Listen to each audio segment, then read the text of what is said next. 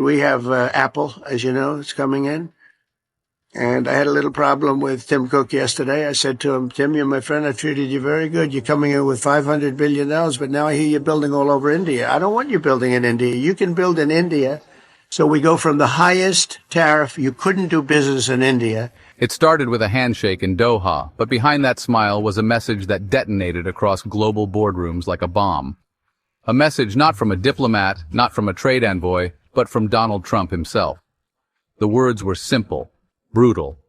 Tim, we are not interested in you building in India. And just like that, the most powerful tech company on earth was dragged into a war it never wanted.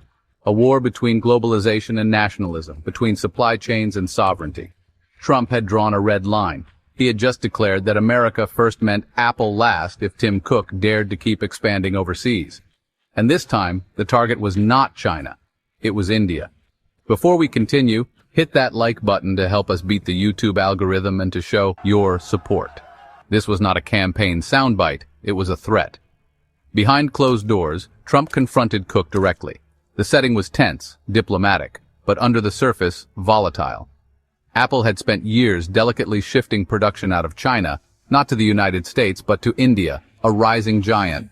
A country offering tax breaks, cheap labor, and a government eager to dethrone China as the world's factory floor. In March alone, Apple shipped over 3 million iPhones from India straight to American customers. Nearly every single unit made there was bound for the United States. In just 1 year, Apple manufactured more than $20 billion worth of devices on Indian soil. And that, in Trump's mind, was treason. Because for him, this was no longer about trade. It was about identity. MAGA, he said, is about making America great, not India.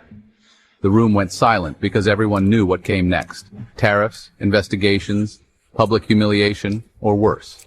And now, Apple was cornered. Tim Cook had spent years cultivating Trump's favor, flattering him, appeasing him, finding loopholes to avoid punishment.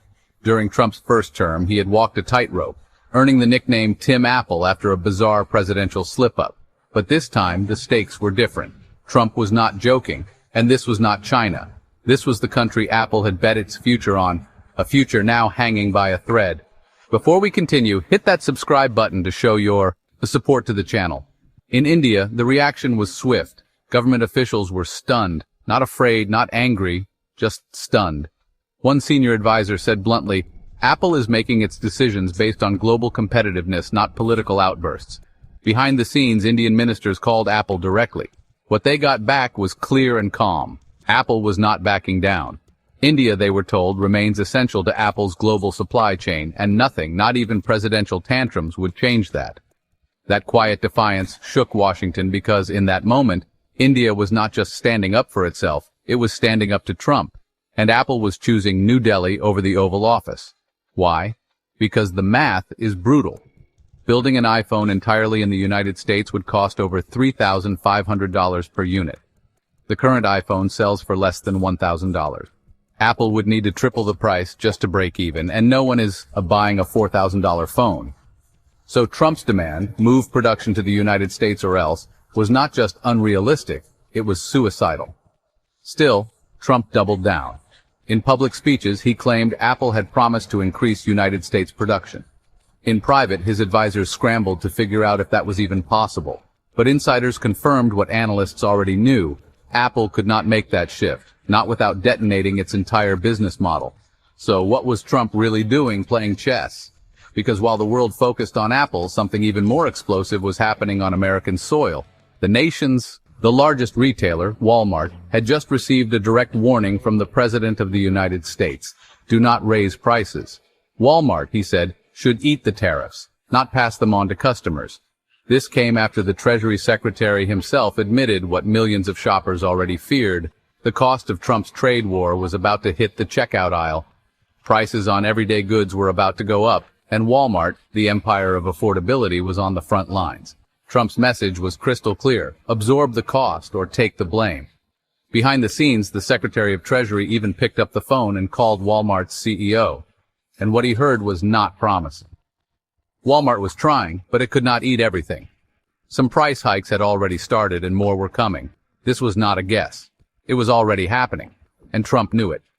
Because for all the bluster about tariffs being a negotiation tool, the economic pain was spreading. Walmart shoppers were starting to feel it, and they were not happy.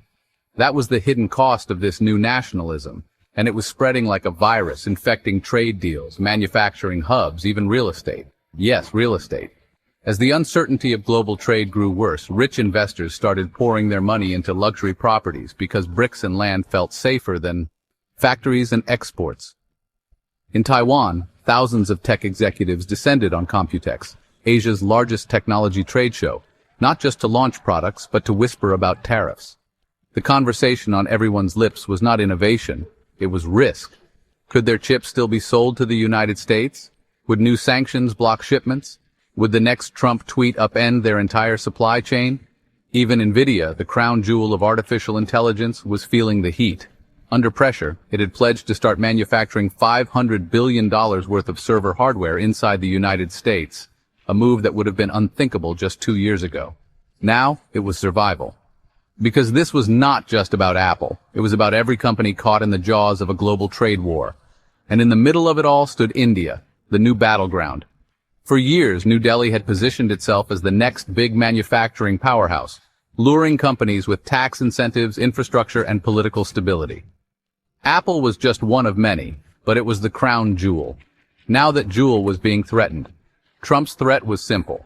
You can manufacture in India or you can sell in America, but not both. But the world is not that simple anymore. Apple, caught between two superpowers, has no easy way out. If it caves to Trump, it loses its cost advantage. If it defies him, it risks tariffs that could wipe out entire profit lines. And what happens next could decide the future of the entire global economy.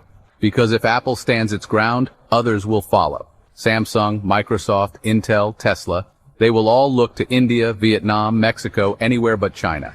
But if Trump punishes Apple, if he starts slapping tariffs on Indian-made iPhones, then we are heading for something even more dangerous. A trade war not just with China, but with India, a country of over 1,400,000,000 people, a rising superpower, a strategic partner, and the next front in the war over where things get made. This is not just a business story. It is a geopolitical bomb waiting to explode. Because what Trump did in that room with Tim Cook was not just about Apple. It was a message to every CEO, every investor, every country on earth. You are either building in America or you are building against America. And that is the most radical shift in global trade policy we have seen in modern history. It is nationalism at full throttle. But what happens when the numbers do not add up? What happens when making everything in America makes nothing affordable? What happens when tariffs become taxes on the poor? Those questions are now staring the country in the face, from Walmart aisles to iPhone factories, from Doha boardrooms to Indian tech corridors. The storm is already here, and the man at the center of it is Donald Trump, a president turned kingmaker, a populist with the power to rewrite the rules of global capitalism with a single sentence. And that sentence was this: Tim, we are not interested in you building in India. What comes next? We are about to find out, and it will not be quiet.